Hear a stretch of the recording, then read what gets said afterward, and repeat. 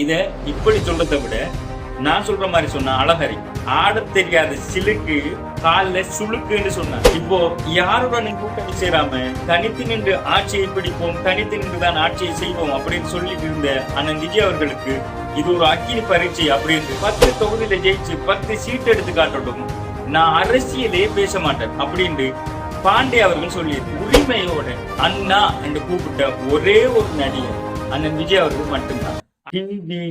அண்ணன் விஜய் அவர்களுடைய வெற்றி மிகப்பெரிய வரலாற்று சாதனையாக மாறி இருக்கின்றது. வரலாறுகளில் பொன்னெழுத்துக்களால் பொறிக்கப்பட வேண்டிய விடயமாக இந்த வெற்றியை குறிப்பிட முடியும்.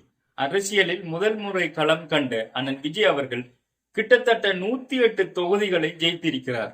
அவரோட போட்டியிட்ட ஆளுங்கட்சி அவங்க ஜெயிச்ச மொத்த தொகுதிகளின் எண்ணிக்கை 59. இதற்கு முன்னால் இருந்த எதிர்கட்சி எடப்பாடி பழனிசாமி அவர்கள் அவங்க ஜெயிச்ச மொத்த தொகுதிகளின் எண்ணிக்கை 47.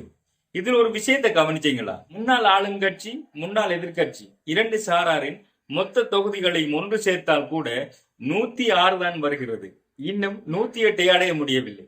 இந்த 106 கூட மொத்தமா சேர்ந்து அண்ணன் விஜய் அவர்களை தோற்கடிக்க முடியவில்லை என்பது இங்கே கவனிக்கப்பட வேண்டிய மிக முக்கியமான ஒரு விடயம். எத்தனை அவதூறுகள், எத்தனை குற்றச்சாட்டுகள். அண்ணன் விஜய் அவர்கள் அவருக்கு முடிஞ்சா அவர் நிக்கிற தொகுதியிலாவது அவர் ஜெயிச்சு காட்டணும். விஜய் 10 தொகுதியில ஜெயிச்சு 10 சீட் எடுத்து காட்டட்டும், நான் அரசியலே பேச மாட்டேன் அப்படின்னு பாண்டே அவர்கள் சொல்லி இருந்தார். இதுக்கு பிறகு அரசியல் பேசுவாரா? இல்ல அரசியல் இதெல்லாம் சாதாரணமாப்பா அப்படின்னு சொல்லிட்டு அரசியல் திரும்பவும் பேசத்தான் போறாங்க. அரசியலில் அண்ணன் விஜய் அவர்களை தோற்கடிக்க வேண்டும் என்று மிகப்பெரிய கூட்டம் இயங்கி கொண்டிருந்தது. அது ஆளும் கட்சி எதிர்கட்சி, அது மட்டுமல்ல நாம் தமிழர் கட்சியும் கூட. ஆனா இந்த சினிமா கைகூலிகள் அப்படித்தான் சொல்ல முடியும். நடிகர் ரஜினி, நடிகர் கமல்ஹாசன், சத்யராஜ், பிரகாஷ்ராஜ், சரத்குமார் அவர்கள், இப்படி பல நடிகர்கள் அண்ணன் விஜய் அவர்களுக்கு எதிராகவே களமிறக்கப்பட்டிருந்தார்கள். அவங்களுடைய வேலையும் அவங்க நன்றாக செய்திருந்தார்கள். அதுல நிறைய பேர் கேட்டிருந்தாங்க, கூட்டம் எல்லாம் ஓட்டா மாறுமா? இதுல இன்னொரு அரசியல்வாதி கேட்டிருந்தார், அவருடைய பேர் ஞாபகம் இல்லை. நயன்தாரா நமிதாவை கொண்டாந்து நிப்பாட்டிருந்தா கூட இவ்வளவு கூட்டங்கள் வந்திருக்கும். அதுபோல் தான் விஜயம் பார்ப்பதற்காக இவ்வளவு கூட்டம் வந்திருக்கிறது, அதெல்லாம் ஓட்டா மாறாது அப்படின்னு எல்லாம் பல விமர்சனங்கள். இப்ப அந்த மொத்த கூட்டமும் ஓட்டா மாறிட்டா எப்படி இந்த ஓட்டா கன்வெர்ட் ஆனது?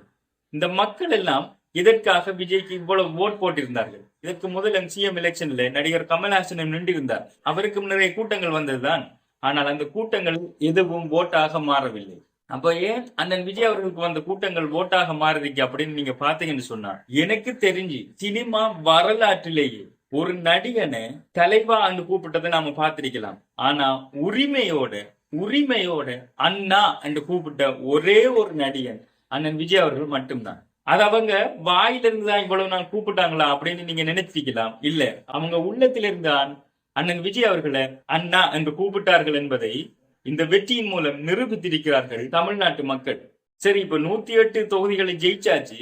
ஆனா ஆட்சி அமைக்கணும் என்று சொன்னா 118 தொகுதிகள் வேண்டும். இப்போ யாருடனும் கூட்டணி சேராம தனித்து நின்று ஆட்சியை பிடிப்போம், தனித்து நின்றுதான் ஆட்சியை செய்வோம் அப்படின்னு சொல்லிட்டு இருந்த அண்ணன் விஜய் அவர்களுக்கு இது ஒரு அக்கினி பரீட்சை அப்படி என்று பல பேர் சொல்லிக் கொண்டிருக்கிறார்கள். அப்படி அல்ல. இன்னும் 10 தொகுதிகளை ஜெயித்தவர்கள் அண்ணன் விஜய் அவர்களுடன் சேர்ந்தால் ஆட்சியை அமைக்க முடியும். அது மிகப்பெரிய விடயம் அல்ல. ஆளும் கட்சியிலும் சரி, முன்னாள் எதிர்கட்சியிலும் சரி, அவர்களுடன் அதிருப்தி அடைந்தவர்கள், பல தொகுதிகளை ஜெயிச்சவர்கள் இப்போவே அண்ணனுடன் போய் சேர்ந்திருப்பார்கள்.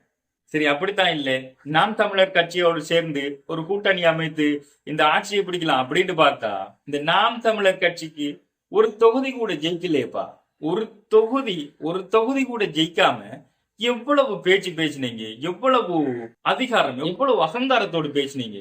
அடுத்த சிஎம் நான் தான் அப்படிங்கிற மாதிரி சீமான், எங்கட அண்ணன் தான் அடுத்த சிஎம்ங்கிற மாதிரி அண்ணனுக்கு கொடி பிடித்தவர்களும் பேசிக்கொண்டிருந்தார்கள். ஆனா இப்ப அவங்களை சேர்த்தா கூட ஒரு தொகுதி கூட கிடைக்காதவங்களை வச்சு எப்படிப்பா ஒரு கூட்டணி ஆட்சி நடத்துறது? சரி, அவங்கள விடுங்க. இந்த சாட்டை துரைமுருகன் என்ற ஒருத்தர் இருந்தாரு, அவரை காணவே இல்லை. அவரை பத்தி பேசணும் வேண்டாம், அவரை பத்தி என்ன பேசுறது? அவரை பத்தி பேசவே தேவையில்லை. இது எல்லாத்தையும் கூட நீங்க முக்கியமா கவனிக்க வேண்டிய விடயம் என்னன்னு சொன்னா, இதுவரைக்கும் அரசியல் வரலாற்றிலேயே தமிழ்நாட்டுல ஒரு சிஎம் போட்டியிட்ட தன்னுடைய தொகுதியிலேயே தோற்று போனது இதுதான் முதல் தடவை.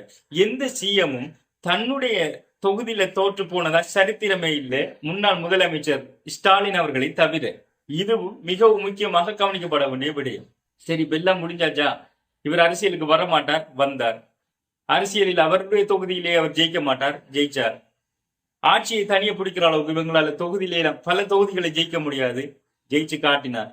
சிஎம் ஆக முடியாது அப்படின்னு சொன்னார்கள், சிஎம் ஆகி விட்டார். அவர் தான் அடுத்த முதலமைச்சர். இந்த ஆடின காலும் பாடின வாயும் சும்மா இருக்காது அப்படின்னு சொல்லுவாங்களே, அது மாதிரி இந்த விமர்சனம் சொன்னவங்க இருக்காங்க தானே, அவங்களால விமர்சனம் சொல்லாம இடிக்கவே முடியாது.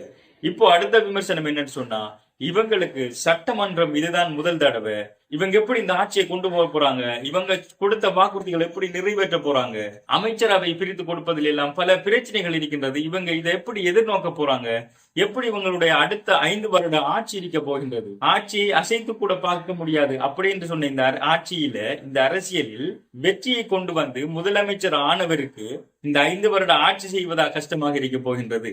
அண்ணன் விஜய் அவர்களுக்கு அரசியல் அனுபவம் இல்லைதான்.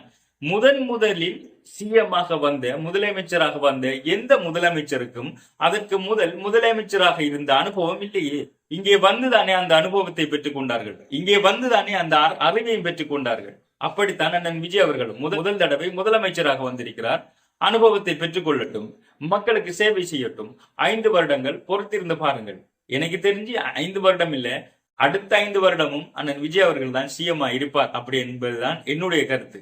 சரி, அண்ணன் முதலமைச்சரா எப்போ பதவியேற்க போகிறார், அதற்கு பிறகு என்னென்ன மாற்றங்கள் வரப்போகிறது அப்படிங்கிற விடயங்களை எல்லாம் நம்ம அடுத்த வீடியோவில் பார்க்கலாம்.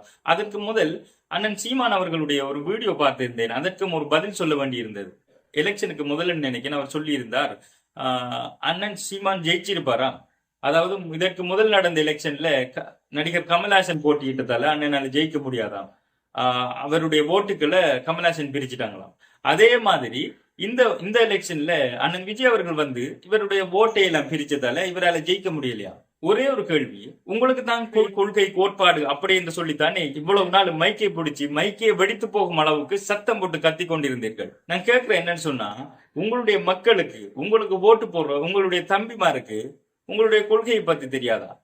அவர் கமல்ஹாசனை கண்டா போய் அங்கால ஓட்டு போடுவாங்க, இங்க அண்ணன் விஜய் அவர்களை கண்டா அங்கால போய் ஓட்டு போடுவாங்கன்னு சொன்னா என்ன கொள்கை வளர்த்து வைத்திருக்கிறீர்கள்? என்ன கொள்கையுடன் உங்களுடைய தம்பிமார்கள் இருக்கிறார்கள்? நடிகர்களை கண்டாலே ஓடி போய் ஓட்டு போடுகிறார்களே, அப்ப என்ன கொள்கையை நீங்க வளர்த்து வச்சிருக்கீங்க? இத இப்படி சொல்றதை விட நான் சொல்ற மாதிரி சொன்னா அழகரி, ஆட தெரியாத சிலுக்கு கால்ல சுளுக்குன்னு சொன்னாலா, அது மாதிரி இருக்கு அண்ணன் சீமான் அவர்கள் சொன்னது.